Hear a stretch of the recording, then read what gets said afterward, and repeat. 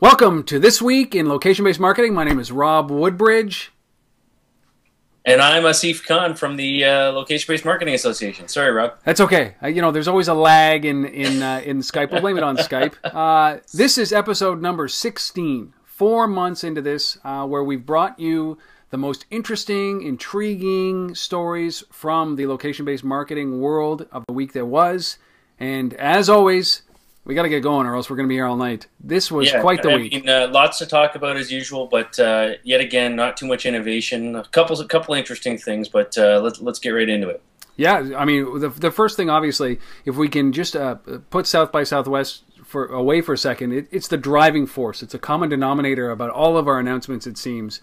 However, this was a long time coming, something called Foursquare 3.0. Yeah, wow.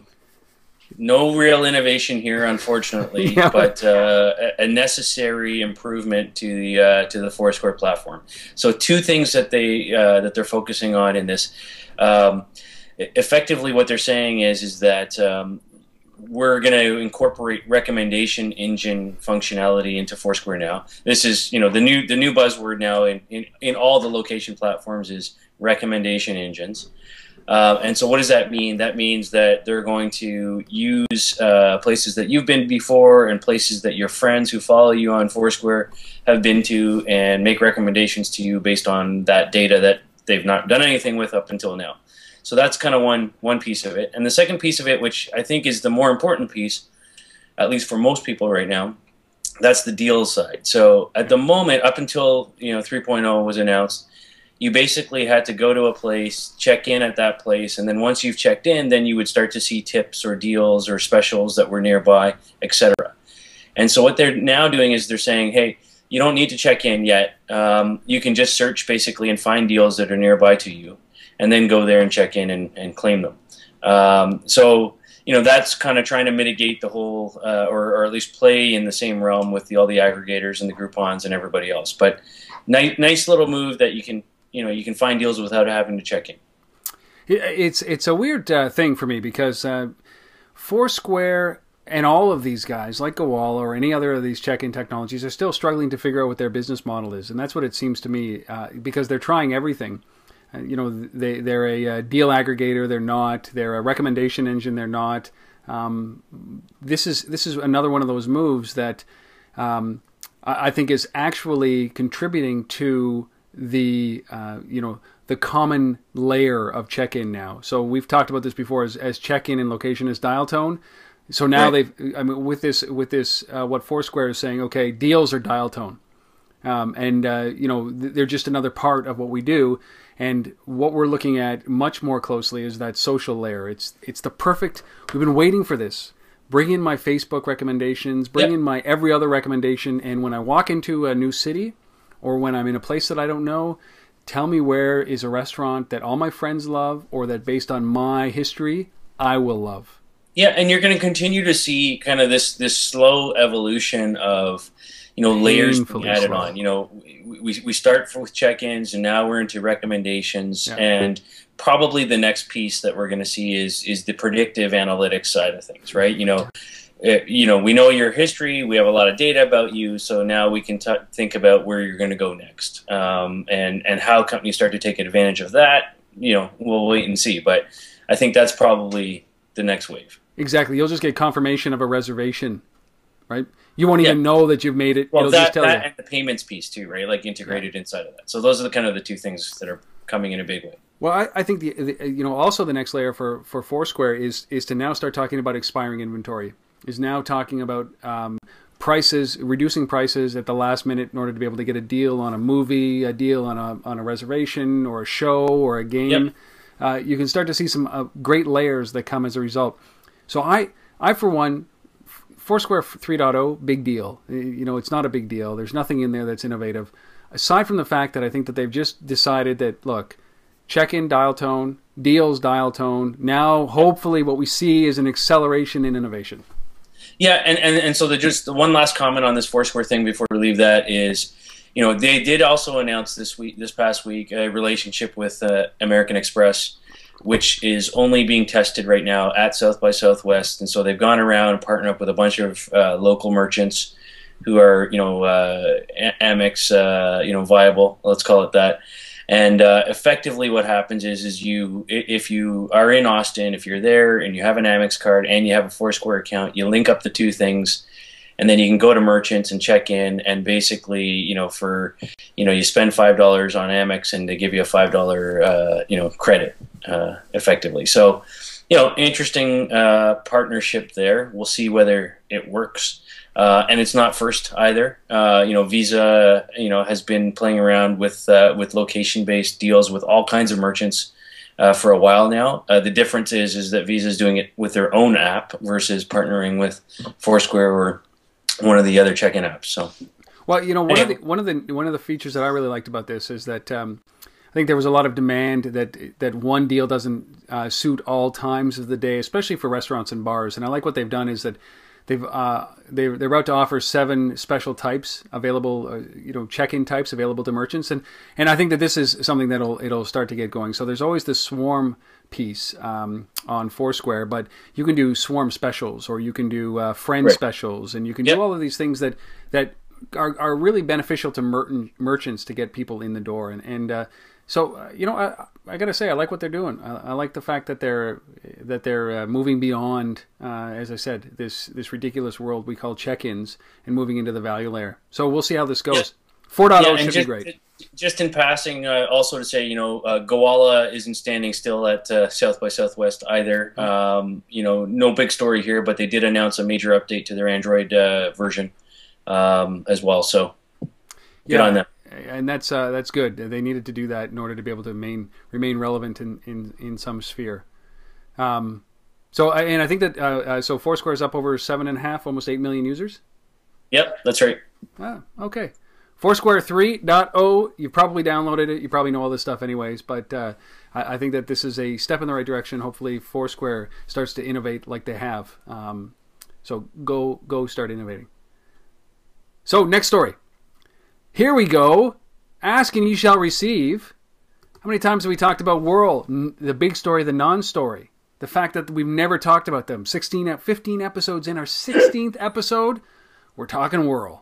Yeah, so quick little history on Whrrl. Whrrl's another one of these platforms, been around for a while, run by a company called Pelago, and great little product. It's what distinguishes Whrrl from, say, a Foursquare or Goala is that they focus on. Do tell, please. Well, it's blurry. It's blurry, but what they hang their hat on, let's just say, is they have a concept of what's called societies.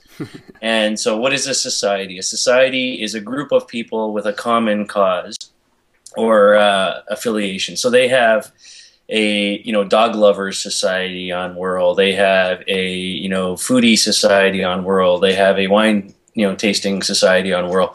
So basically, you're grouped by what your interests are. Let's call it that, into something called a society.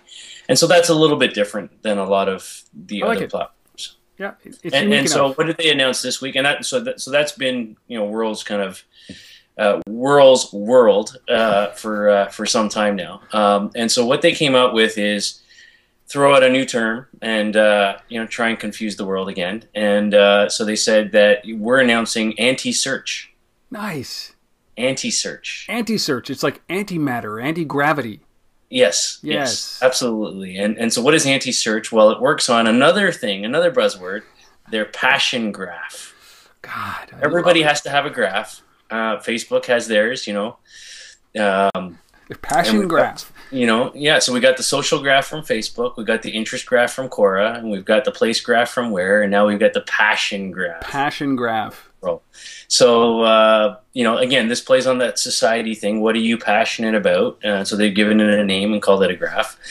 And users belong to societies. And so what they're saying, what is this anti-search? What they're saying is that search, as we know it, you go on Google and you search, that works really well when you know what you're looking for. Yeah.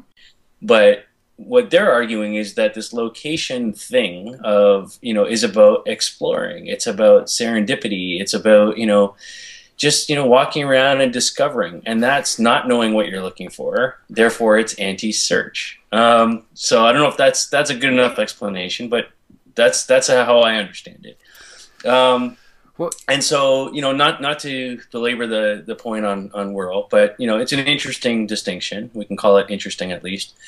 And they did announce a couple things to their platform, some changes to their platform. And so one of the other things that makes theirs a little bit different, just a little bit, is as you're going around and finding places that you like and et cetera, or things that you want to do, you're able to create inside of Whrrl a wish list or a want list, or things that you want to do. So you can say, I want to go to the museum, I want to, hit the zoo, I want to, go to the moon, whatever it is that you want to do. And so you can store this list inside of the Whrrl app. And one of the new things that you can do now is other people who are on Whrrl also have, a list of things that they'd like to do. And so they sync these things up. And so if you want to go to the museum and somebody else who's on Whrrl wants to go to the museum, they will notify you. They'll send you these notifications in the background that says, hey, Rob wants to go to the museum as well. Maybe you guys should go together. And so that's an interesting little caveat to the system. Yep. We'll see whether it works. But they've definitely been out kind of, focused on these very society, groupings, which is a little bit different. Well, I like the idea of the anti-search and your passion graph. I like it. It's the same thing that I think news aggregators are going through this right now, where I can subscribe to only news about one team and I don't care about the rest of the league. Customizing your news the same way that maybe this anti-search will allow you to do it, which is I'm really interested in museums or space, for example, or I'm really interested in great Italian restaurants, and the information will be pushed to me based on my passions, right? Yeah. Now, I mean, the one obvious thing that jumps out at me about Whrrl, and the society angle is that it lends itself easier to big brands from an advertising perspective, right? So, if I'm in the dog lovers society or whatever it is, and over here you got Purina and all the dog food brands and all of that, great, you got a segmented audience that's highly targeted. Get your ads in there and let's get going. So somebody's gonna start making money. Somebody might actually make money, and maybe it'll be Whrrl. What about the idea that obviously South by Southwest this year is the year of the group texting services. We've already talked about these guys like GroupMe and Ubongo and everybody else who's involved. It's not a far stretch then for Whrrl to just move right into that space based on your societies, based on your likes. You can just see them just kind of transitioning right into enabling group text. Yes. Group texting. Well, I mean, I think already if they're making those kinds of recommendations based on want lists, then that's a natural extension to say, okay, Rob and you both want to go to the museum. Let's get a little, or maybe it's a wider group than just two.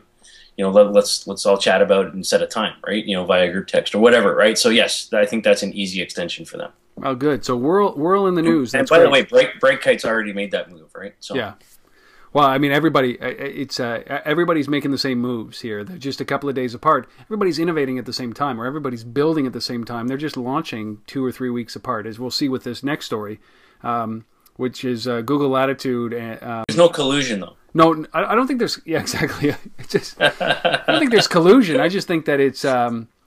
This is as much as we lament the fact that there's no innovation, this is just a natural part of what's going on. Everybody's testing it, and I don't think that there can be evolutionary leap here because I don't think that the user base is ready. I don't think there's mass market. I completely agree. Yeah. I think this is continue to test, respond, and it's gonna be that way for a while. Yeah, and there's gonna be, as we say, there's gonna be acquisitions, there's gonna be mergers, there's gonna be companies going belly up. But I think this is a piece of the gold rush, and they're all coming in from different angles. But none of these angles are defensible unless you have the users. Right? So this is why Google looks at this and says, we talked about this a couple of weeks ago about Latitude adding check-ins and now adding deals. They're doing this test, their first run at deals, aren't they?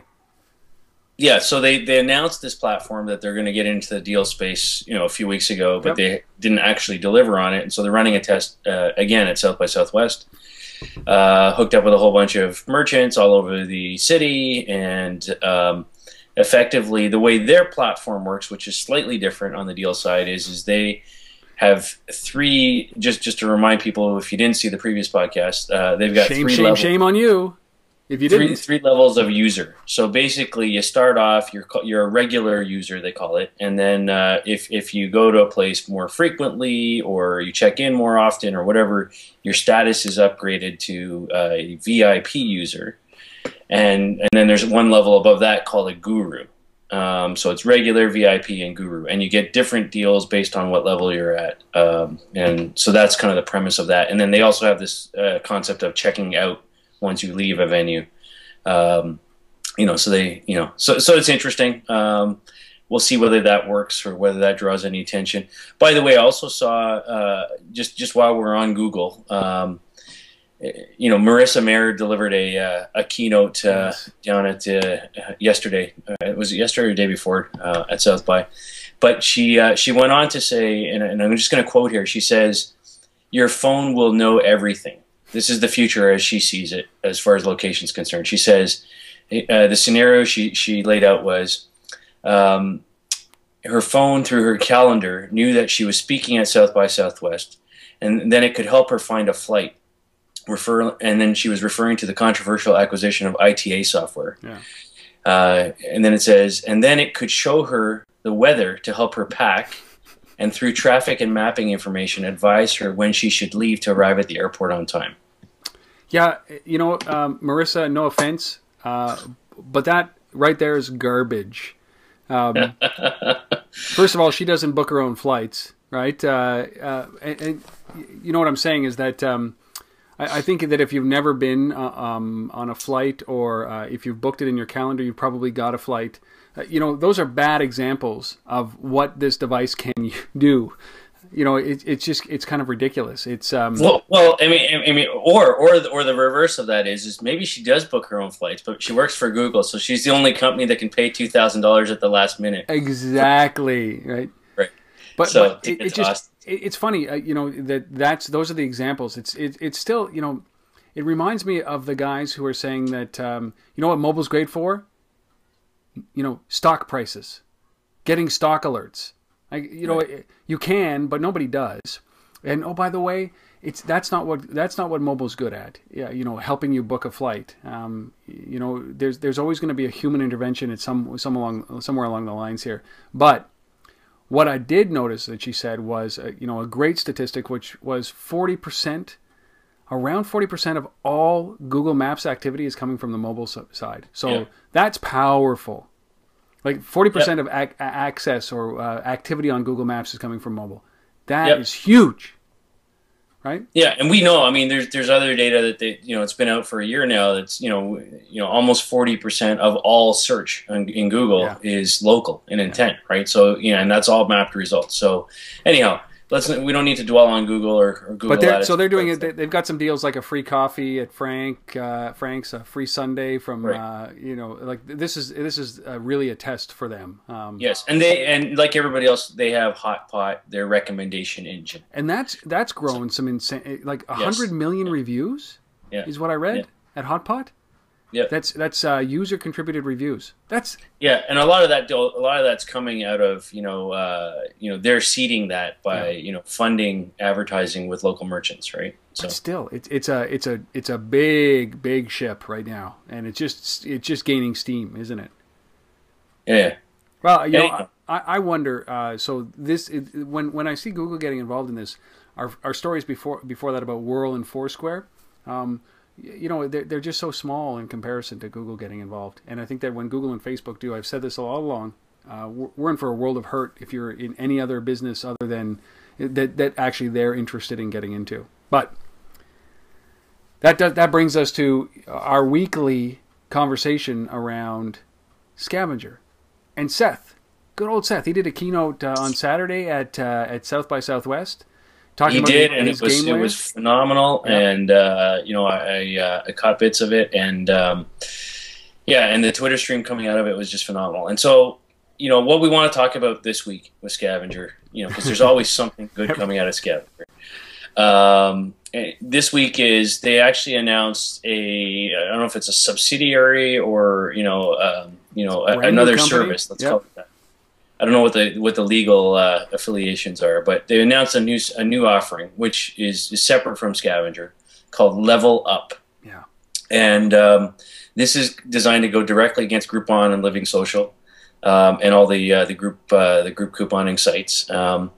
But it's very much focused on, as Seth puts it, trying to solve the problem that Groupon has, which is, merchants sign up, they do the deal, and then we have a 50% drop-off rate of people who won't do the deal, again. Yeah. And so how do they address that? And so this goes right to, the name Level Up.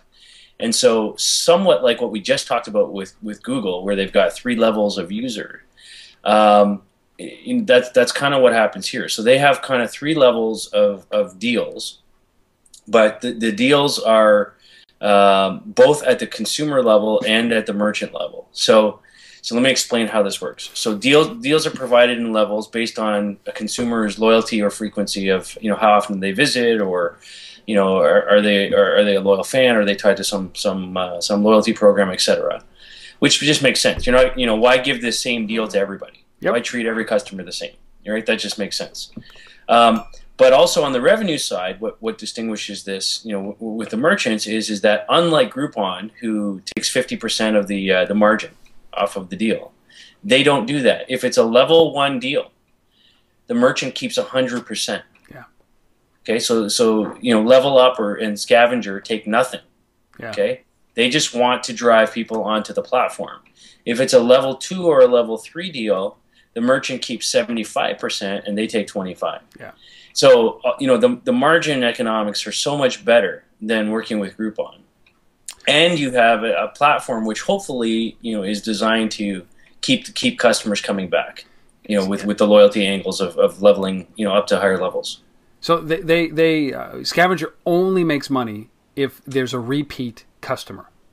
Correct. Yeah, and I think that's that's one of the differentiators that really, really struck me with this, is that this is a great way, obviously, to increase their numbers. But this is separate from Scavenger. Like, this is brand new. This no, totally. Like, so if you're a Scavenger user, you're not a Level Up user. You got to go and register and do all those things.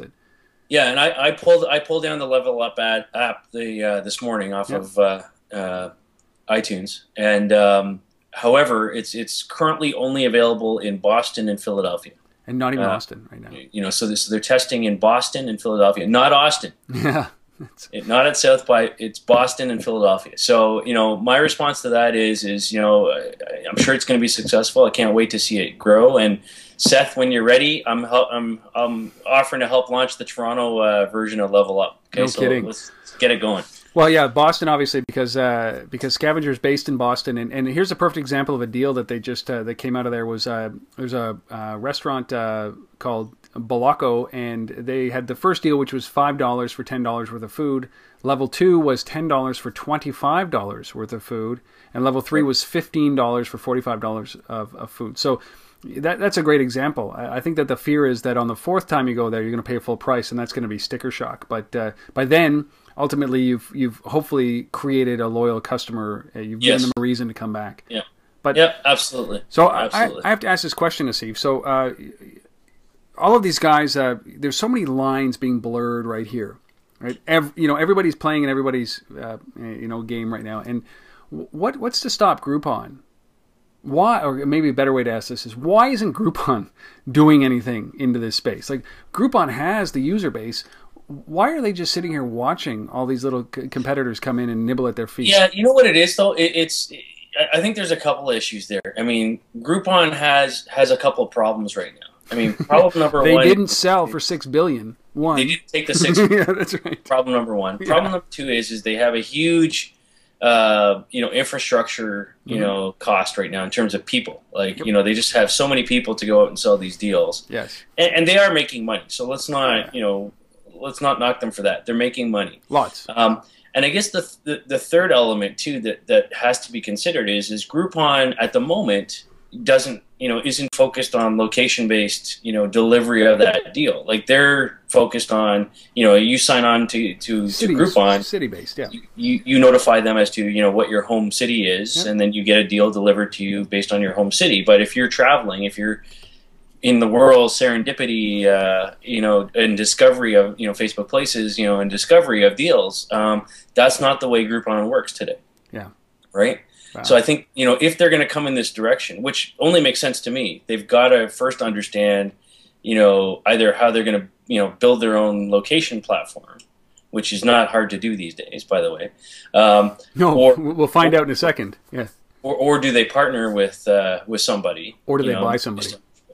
Right, and go and do that. Well, I think that it's a perfect marriage here to buy something like Foursquare, Gowalla, or something like that, or Whrrl or Yelp. It doesn't matter. I think that it's the only play for somebody like Groupon or Living Social, in order to really own this market, this discount coupon market. So you know what? I'll go on record right now. What is it? March 12th. That I think that, in order for Groupon to succeed, they're going to have to go and buy a Foursquare. Yeah, I mean, and now's the time. I mean, they've got lots of, cash rolling in there. IPO is the time, I think, or pre-IPO is the time, I think. Yeah. But the thing about Groupon is I worry about Groupon all the time because, there's no patents over there that I'm aware of. There's no intellectual property per se. What they've got is, and quite frankly, when people buy companies, we buy them for technology or we buy them for customer base, right? And they've got customer Apple, base. Right? Yeah. They're the other one. They got customer base, right? So, but they got an infrastructure. And so, marry that up with some nice technology and you've got power. Well, I think you do. And Clayton Christensen, who is a phenomenal author who wrote The Innovator's Dilemma, talks about what's going on right now in this industry, especially with Groupon, is that they're the incumbent looking down saying, listen, we don't play in the location space. Let those guys have their little numbers. 7.5 million is nothing compared to what we have. Right. But before too long, those little companies are going to feed the big company their lunch. They're going to be out innovating and out hustling. So Groupon, just go buy Foursquare. Done. How's that? So speaking, at long last, a little bit of innovation. Hey? Yeah, a little bit of innovation. Beanstalk loyalty. Okay, and I'm gonna be honest and say I've never heard of these guys. No, but they've done something which is a little bit different, and I like it. One of the problems with the Groupons or any of the deals or mobile couponing services out there is, when you deliver that deal to the mobile device, it can create problems in terms of, how do we actually track redemption of those coupons once you get to the store? The point of sale systems, the scanners can't read, these coupons per se. Sometimes it depends on what device you have and whether, you got beveled glass or what the resolution of the screen is, whether the scanner can pick it up. There's a lot of issues. Humans as well. And so, yeah, absolutely. And so they've said, we've got a way to get around this. And not only do we have a way to get around it, we're actually going to provide, real data that the retailers, the merchants can use to track who's buying what and where. And so here's how it works. So effectively, you walk into, let's say, a grocery store, and you have a loyalty card with that grocery store, which most do today. Yep. And so you tie this loyalty card to your Facebook profile. Okay. And so, and by the way, they have some patent pending, stuff around. They can protect it, which is great. I'm describing right now. So what they're trying to do is close this loop between the check-in and redemption data. In other words, what did people buy at the actual store? Because that's the piece that's actually missing. And so what happens is that the consumer walks up, swipes their loyalty card, or provides their information in some other way at the point of sale, at the register. And then when you do that, the transaction of what you're buying is automatically pushed to Facebook Places, and you're checked in at the store. Yeah. Okay, and then it goes a step further, and it updates your status if you allow it to, your Facebook status, to say, hey, Rob was at Kroger today, and he bought Heinz ketchup, and he bought this. And he got this deal on it, and that goes out to all your friends on Facebook. And so as they see that, they're also presented with offers and deals to come into Kroger and get the same opportunity or something even different or better. And so, you have this complete, line of continuity where you don't actually have to go like you do on Foursquare and check in there. It's done based on your actual transaction of what you're buying. Yep. Automatically, from the loyalty card, synced to your Facebook places and updated, and away you go. So I like it. I love it. Well, I mean, you said it right. I love the fact that what they're doing is they're also, I mean, they're watching over what you're buying. And they're looking for patterns, and then they're trying to fill in those patterns based on something that you already do or you don't do. So some of the examples that they've given, here's one that if there's a noticeably a lack of meat being purchased at Kroger's or anything like that, they're not going to send you deals on meat. They're not going to send you to a restaurant that serves steak. Because obviously, if there's a lot of fish and chicken being bought, maybe you're a vegetarian. So they're not going to push deals that aren't relevant to you. And here's one that really struck me that was so interesting. We've talked about the fact that you should never get rewarded. Maybe you should, but I've never seen anybody in the line about to buy something being handed a 15% discount just for standing in line, just for being at the store when they've already decided what they're going to buy. Right. And because that just takes away from your profitability as a company. But what they can do is you can look at this and see patterns. So if you see somebody going to a restaurant every day for lunch, you're not going to just give them a discount because that's part of their routine. Don't give them a discount for doing that. Exactly. Why reward people for doing what they're already doing? Absolutely. They're going to be there tomorrow. They're going to be there the next day. Yeah. Don't give them a discount that adjusts their pricing expectations. Instead, what they say is, hey, give them a free kids meal to try to entice them there for dinner. That is awesome. I love that. Totally. So I just love this integration of going, from the transaction automatically to Facebook. Yep. And tying all that together. It just makes sense. So good on it. So that's Beanstalk Loyalty. You can check them out at beanstalkloyalty.com because that's worthwhile. Finally, we saved the best story for last, obviously, where there's a little bit of innovation. Everybody else is huddled around doing the same thing. These guys are just breaking out a little bit. And hopefully something like this sticks. And if it's patentable, well, they might be part of Facebook at some point soon, as everybody will be, or Google. So let's talk about this. This is a really cool. Finally, I mean, this is a really cool tool. So we're going to talk about our tool of the week, which is these guys have been around for a little bit of time. Broadcaster. Yeah, so it's Broadcaster with just an R at the end, not an ER. I think Flickr, but Broadcaster. Yeah. Yeah. Flickr, but Broadcaster. So a couple things. It's iPhone only, but I understand Android will be out in the next month or so. I see. There's a little thing on their website that says "Get our Android app." Yeah, so it's probably like a list to be notified. But I was told it's about a month away. Okay. From being available. So what do these guys do? These guys are about storytelling, and it's about audio. Only. And so what happens is that basically as you're going around, this is a location-based audio storytelling service. And so as you go around, you can make little notes. It's like, like the old days of, making little audio memos to yourself or whatever. But instead, this is about telling stories. And it's about telling stories specific to locations. Yes. And so, you're in Times Square, or you're, in Bryant Park, or you're in, wherever, the CN Tower here in Toronto, or whatever it is, and you've got a story to tell about it, or, some history to tell about it, or whatever the story is. And there's people who are doing this. There's already 6,000 stories in the system. Okay. And so it's not just about personal audio stories, but they also have a feature inside a Broadcaster called GeoPlay. And so what happens is as you walk into a place, like Times Square, like I described earlier, you can click on GeoPlay, and it will basically load up stories from other people about that place. It's wicked. And then so you can just sit there and listen to stories and cool experiences that people have had in Times Square. Love it. So it's really interesting. And so it's based on physical location, but it's all about storytelling. And it's all told in their voice, right? Which is the greatest thing. So here, I've got one I'm just going to play. I don't know if you'll be able to hear it at all, but what struck me was this one was, here, I'll see if it actually works here as I click. Let's talk a little bit about New Jersey, and we'll start with the basics. Bruce Springsteen is from there. That's all I wanted to say. We're talking about New Jersey, and Bruce Springsteen was from New Jersey. So this is on a huge interactive map. But all it is that's somebody's voice who's talking about New Jersey or talking about a specific location. This is going to be huge in education. I think that this is one of those things. Guided tours, guided city tours. I love all of this.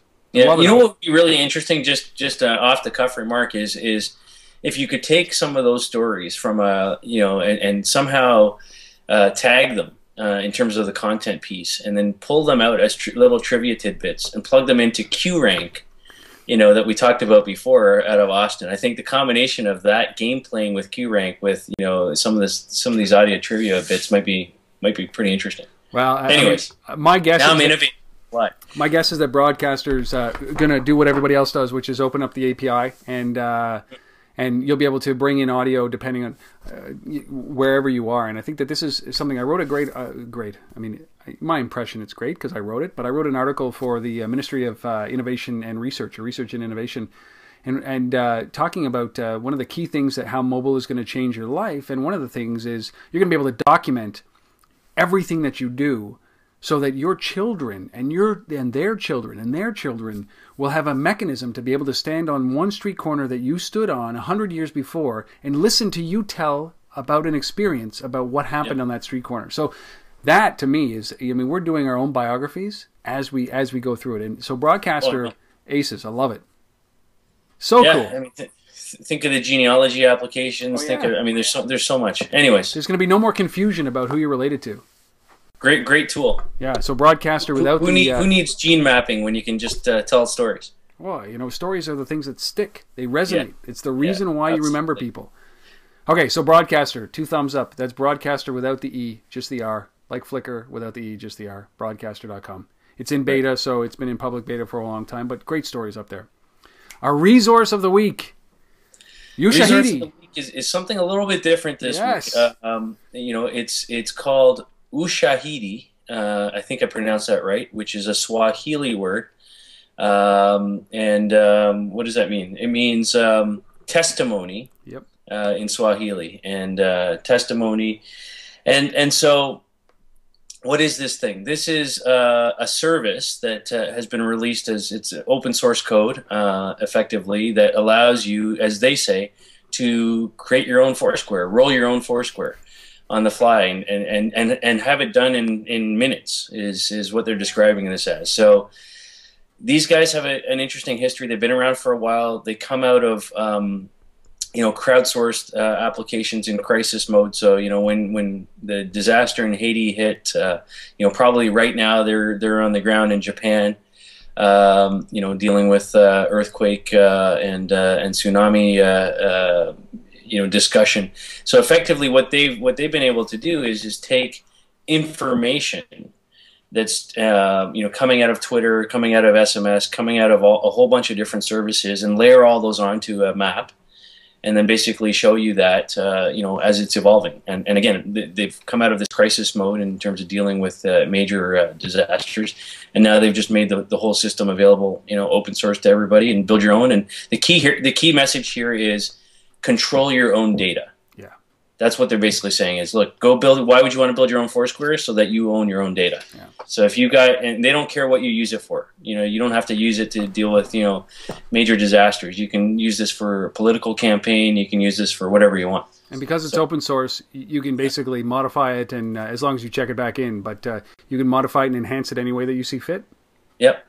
And this is one of those things that I know that Leo Laporte talks about this incessantly on his podcast, is about owning your own data, which is key. Everybody's contributing to a global voice in Twitter and Facebook and all of these other places like Flickr, but ultimately you have to have some control over the data that you're putting into it, because that, Quora is a perfect example. Here's a tip for Quora. Don't answer any of the questions there. At least do it in a layman's term. But if you're looking for inspiration for blog posts or what business to get in, go and mine Quora. Build it yourself. Don't leave your IP in somebody else's databases. And that's what Ushahidi is doing. Yeah. So, great service by these guys. And I love how they put it. So I'm just going to read here just to close out. They said, look, now anyone with a bit of PHP knowledge and a server can create a Foursquare, Gowalla, Facebook Places, or check-in service of their own and keep their location data out of the hands of the public or corporate alike. I love it. I love it. Oh. So let's, if you're thinking about building one of these things, take a look at Ushahidi. Yeah, it's a non-profit too. So Yeah. Go to town. So it's Ushahidi, USHAHIDI.com. Don't worry, we'll put a link somewhere up here. But if you can't wait to get back to the website to take a look where it is, it's USHAHIDI.com. Yeah. Ushahidi. Hell, man. You know, I'm going to say that that this was a busy week. Next week is going to be even more busy. Is even going to be busier as a result of what's going on at South by Southwest. They're calling it the yearly apps. Everybody's launching down there. We're going to see some great feedback from a lot of the people who are testing this software out. So my inclination is that this is just a precursor to next week. Get ready; it's going to be nuts, and we're gonna bring it all to you, the fine listener, next Sunday night when we recap what happened in this coming week on our episode number 17 of This Week in Location-Based Marketing. Asif, done, man. That was great. That's it. Thanks, Rob. Piece of cake. Thank you guys all for listening and watching. You made it through. We really appreciate the support. And as always, send us a note anywhere you find this, whether it's a link off of the lbma.com, whether it's at somebody else's website or on tether.tv. Please, we love hearing from you. We love knowing that you're out there. And thank you again for listening. Thank you again for watching. We'll see you next week. Cheers.